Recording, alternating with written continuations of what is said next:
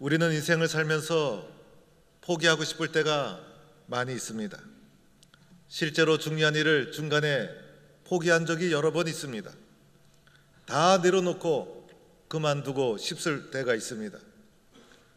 공부도 포기하고 사업도 포기하고 꿈도 포기합니다. 봉사도 포기하고 헌신하던 것도 포기하고 산에 오르다가 등산하는 것도 포기하고 믿음도 포기하고 사랑도 포기하고 인생도 포기하고 싶을 때가 있습니다.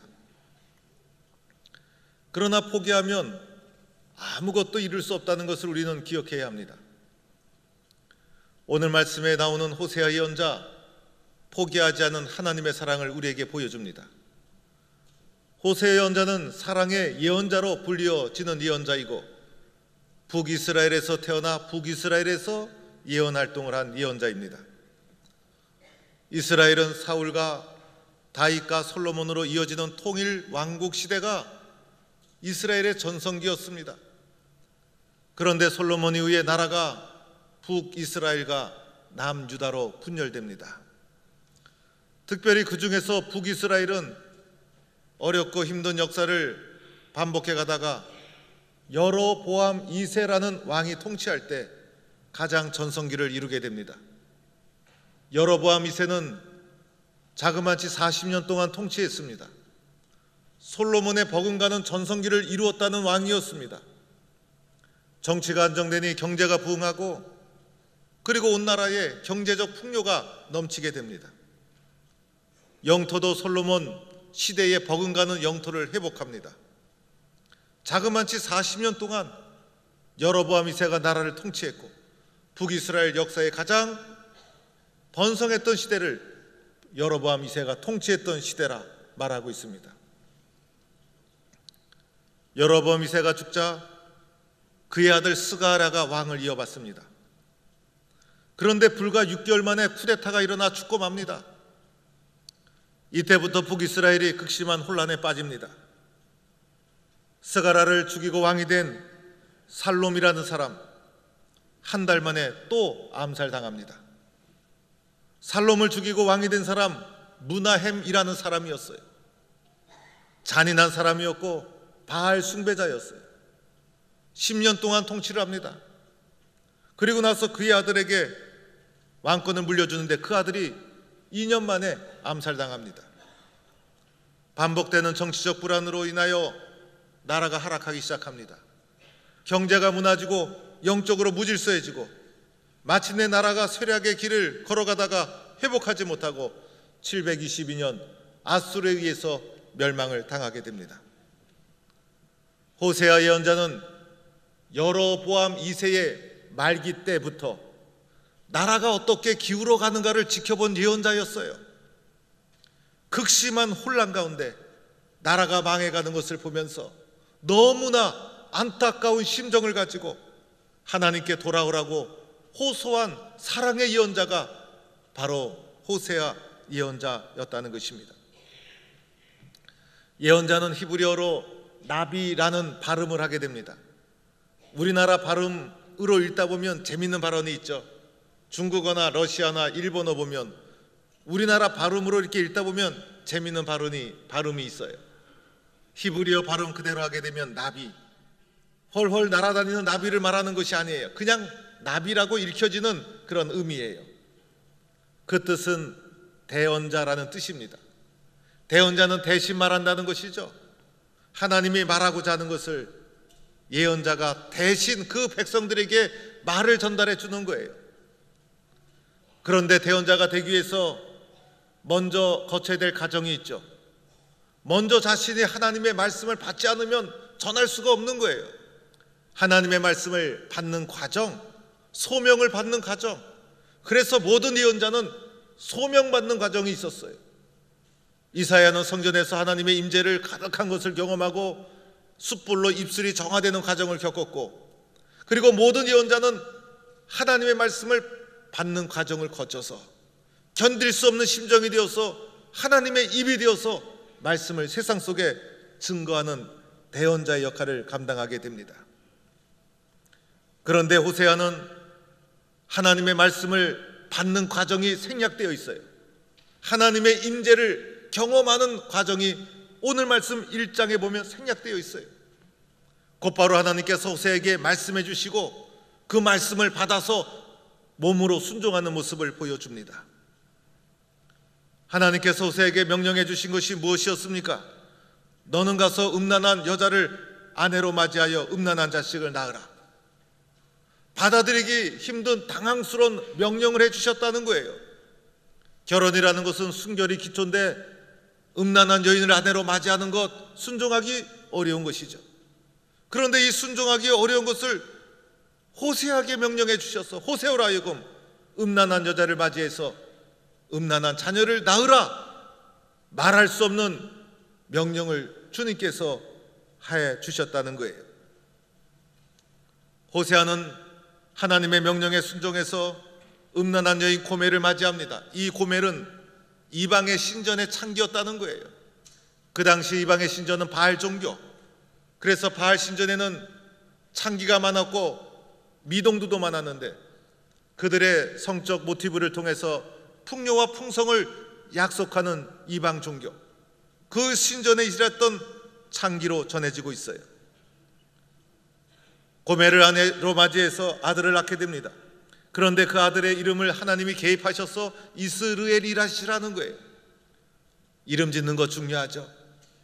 자녀를 낳게 되면 목사님 이름을 어떻게 지을까요? 물어보는 분들이 간혹 있어요. 귀한 아들 첫 번째로 낳았을 때 이름을 잘 지어야 되잖아요. 그런데 하나님이 개입해 주셔서 이름을 지어주시는데 이스라엘이라고 지으라는 거예요. 문제는 이스라엘의 뜻이었어요. 이스라엘의 뜻은 하나님께서 흩어버리신다, 하나님께서 깨트리신다, 하나님께서 꺾으신다라는 뜻이에요. 너무나 뜻이 좋지 않잖아요. 하나님은 사랑의 하나님이시고 모으시는 하나님이시고 부흥케 하시는 하나님이시고 격려하시는 하나님이신데 첫 번째 아들의 이름을 하나님이 지어주시되 꺾으신다, 흩으신다, 이렇게 이름을 지으라고 말씀하는 거예요. 두 번째는 딸을 낳았는데 딸의 이름을 롤루하마라 지으라는 거예요. 롤루하마는 국률이 여김을 받지 못한다는 뜻이에요. 하나님이 이스라엘 백성을 얼마나 사랑하셨습니까? 아기가 태어나면 얼마나 기쁘고 축복합니까? 그래서 아기의 이름을 축복하고 그리고 기뻐하고 잘 되기를 원하는 아름다운 이름을 지어야 되는데 롤루하마, 내가 긍휼히 여기지 않겠다, 내가 너를 용서하지 않겠다, 일종의 심판 선언을 이름으로 지으라는 거예요. 자녀의 이름 이렇게 지을 수 없죠. 자녀 이름을 이렇게 지을 수 없는 것이에요. 이름 잘 지어야 하잖아요. 세 번째 자녀를 낳았는데 그 이름을 로암미, 로암미는 더 심합니다. 이제는 내 백성이 아니다, 이제는 내 백성이 아니다. 하나님의 단절을 선언하는 거예요. 점점 강도가 세워지더니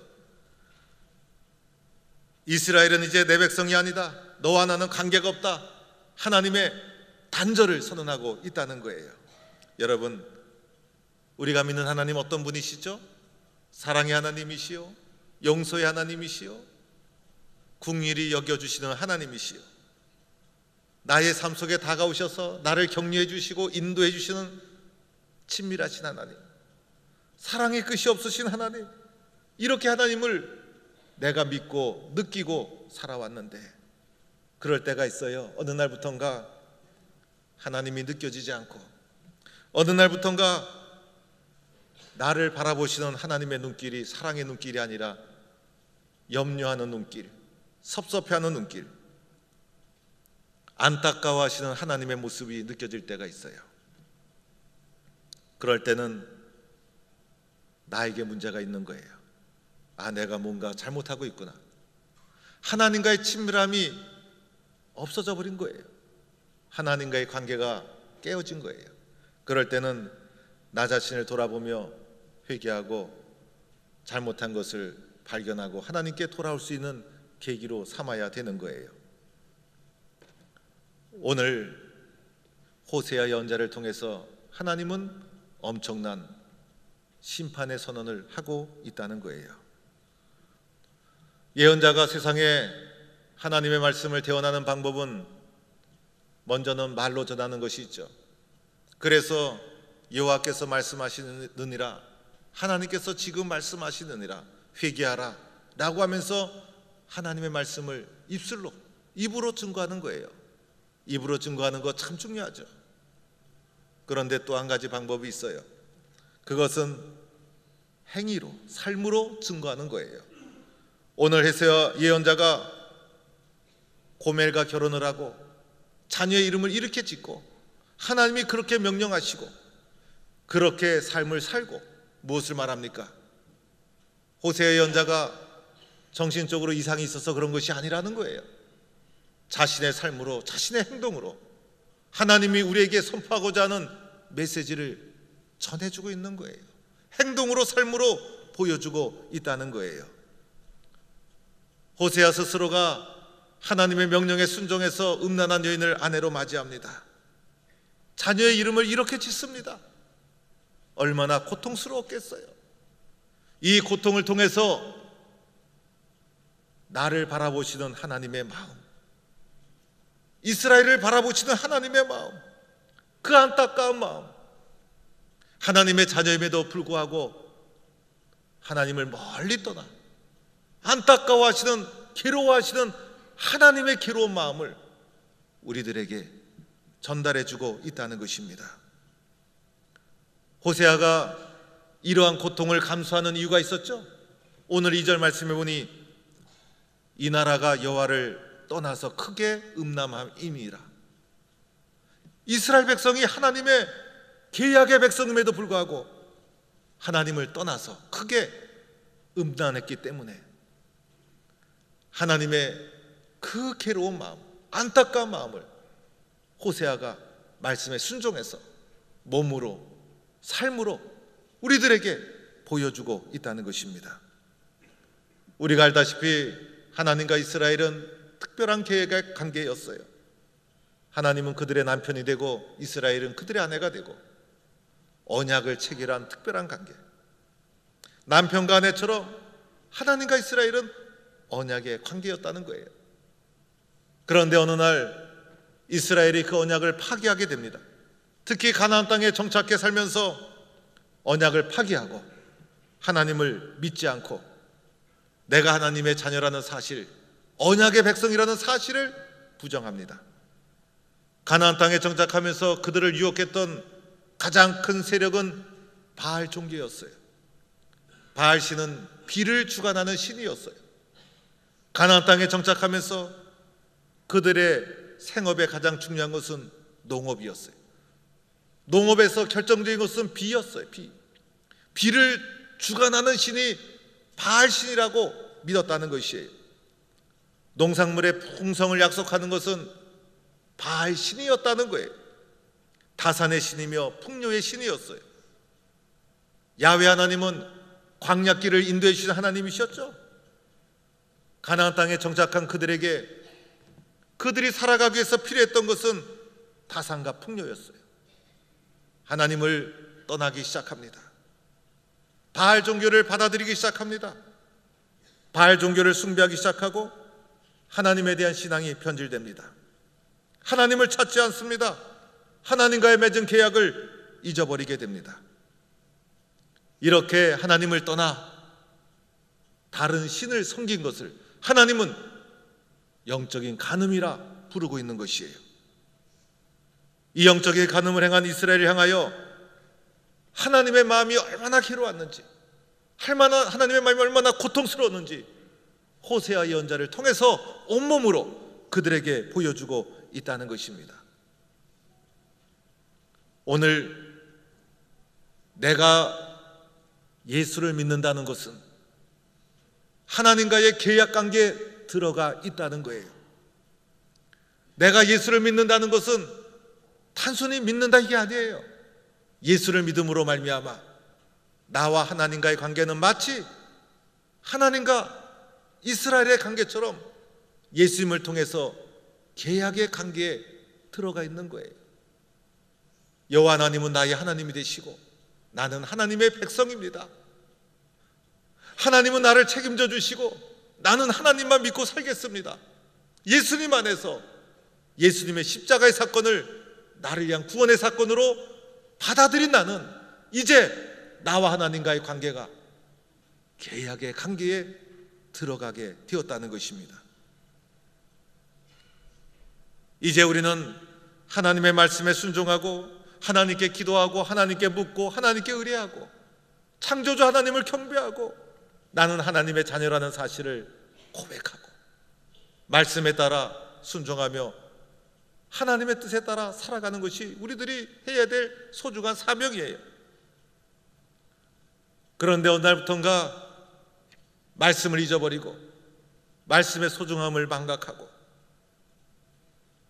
하나님을 경외하지 못하고 하나님을 두려워하지 않고 세상의 가치관과 우상을 따라 살아간다면 하나님 마음이 어떠하실까?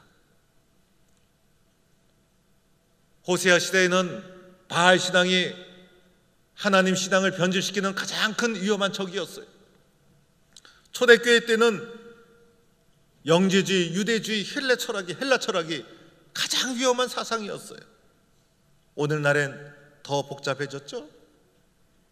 신천지를 비롯한 사이비 이단 집단이 우리들의 신앙을 변질시키려고 늘 유혹하고 있죠. 영적으로 우리는 또한 나태하고 교만해지기 쉽죠. 형식적인 믿음 생활 하기 쉽죠. 오늘 21세기 영성의 시대다 보니 우리 주변에 마음 수련이라든지 치유라든지 이상한 형태로 우리들을 유혹하는 유사 종교 집단이 많죠. 현대판 바알 신앙이라 할 수 있는 것은 나 중심의 물질주의예요. 만몬 신앙. 이 모든 것이 하나님보다 더 가치 있는 것으로 붙잡을 위험성이 우리에게 있다는 것이에요. 또한 이런 것에 우리는 너무나 쉽게 휩쓸려 가요.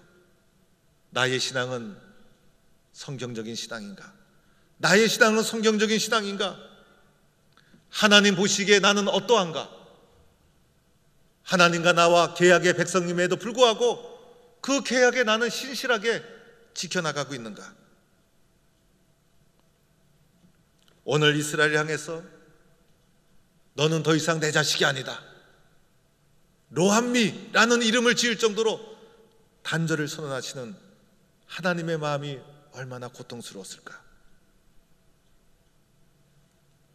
이스라엘이 겪는, 이스라엘 향해 이런 선포를 했던 하나님의 아픈 마음, 그 마음을 우리는 기억해야 합니다. 또한 호세아 예언자가 이렇게 극심한 혼란기, 여로보암 2세로부터 멸망당하기까지 극심한 혼란기에 하나님께 돌아오라고 외쳤던 이유가 무엇이었을까요? 몸소 고통을 수용하면서 하나님께 돌아오라고 외쳤던 이유가 무엇이었을까요? 이렇게 혼란스럽고 정치적으로 불안하고 나라가 부패하게 된 이유가 있다는 거예요. 하나님을 떠났기 때문에, 계약을 파기했기 때문에, 그것이 원인이라는 거예요. 그래서 민족이 사는 길은 정치적인, 사회적인, 경제적인 그 어떤 개혁에 있는 것이 아니라 하나님께 돌아오는 영적인 기억이 나라를 살리고 민족을 살린다는 하나님의 불타는 심정이 그의 심령 속에 있었기 때문에 하나님께 돌아오라 외치고 있다는 것입니다. 오늘 우리는 이런 하나님의 사랑을 바라보면서 하나님께 돌아갈 것을 새롭게 다짐하며 나 자신의 신앙의 모습, 나는 하나님과의 계약을 신실하게 지키고 있는가, 나 자신을 다시 한번 돌아보는 성도가 되어야 합니다.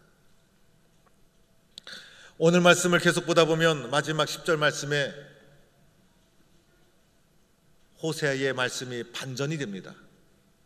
로함미, 너는 내 자식이 아니다, 이것이 최종 선언이 아니었다는 거예요. 10절에 가보니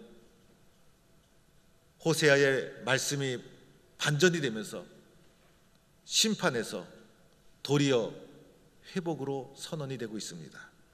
10절에도 보니 이스라엘 자손의 수가 바닷가의 모래같이 되어서 헤아릴 수도 없고 셀 수도 없을 것이다. 호세아를 통해서 금방 심판을 선언하신 하나님께서 엄청난 축복을 비전으로 제시해 주시고 약속해 주십니다. 11절에도 이스라엘의 날이 클 것입니다. 회복을 약속해 주시는 것입니다. 우리는 알게 됩니다. 하나님의 심판 선언은 정말 심판하고자 하는 것이 아니었다는 것이에요. 하나님의 심판 선언 뒤에는 포기하지 않은 하나님의 뜨거운 사랑이 있었다는 거예요. 내놓은 자식이란 말이 있죠. 가능성도 없고 아무리 노력해도 희망이 없어서 포기한 자식을 가리키는 것입니다. 그런데 포기한 자식이라고 할지라도 부모는 완전히 포기한 것이 아니죠. 내놓은 그 자식을 위해서 뒤에서 기도합니다. 내놓은 그 자식이 잘 될 수 있도록 포기할 수 없는 사랑이 그 속에 담겨 있다는 것이죠. 하나님과 나와 맺은 계약을 헬라어로는 헤세드라고 합니다. 헤세드는 하나님과의 계약을 말하는 거예요. 그런데 이 헤세드의 특징이 있어요. 하나님은 절대로 계약을 파기할 수가 없다는 거예요. 하나님은 절대로 계약을 파기할 수 없다는 거예요. 계약을 파기하는 자는 언제나 인간이었어요. 인간의 연약함이 계약을 파기하고 불순종했어요. 그러나 하나님은 헤세드, 절대로 계약을 포기하지 아니하시고 그 계약을 이행해 나가시는 분이십니다. 하나님의 헤세드가 바로 예수 그리스도 아니십니까? 절대로 우리를 향한 맺은 계약을 포기하지 아니하시는 하나님.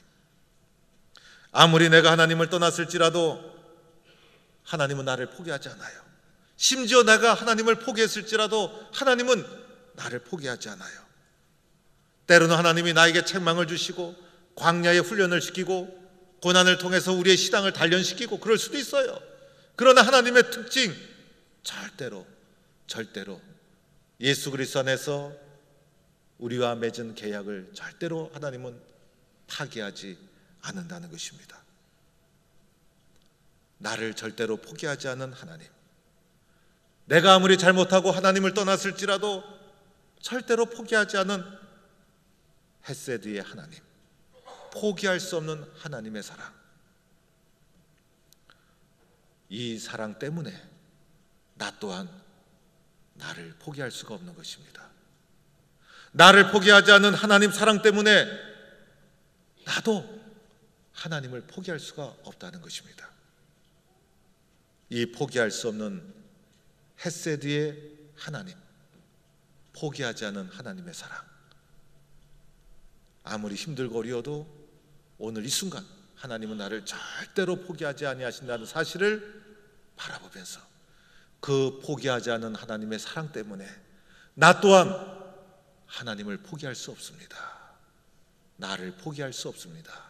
이런 믿음을 가지고 주의 뜻을 이루어가는 성도가 되기를 주의 이름으로 축원합니다.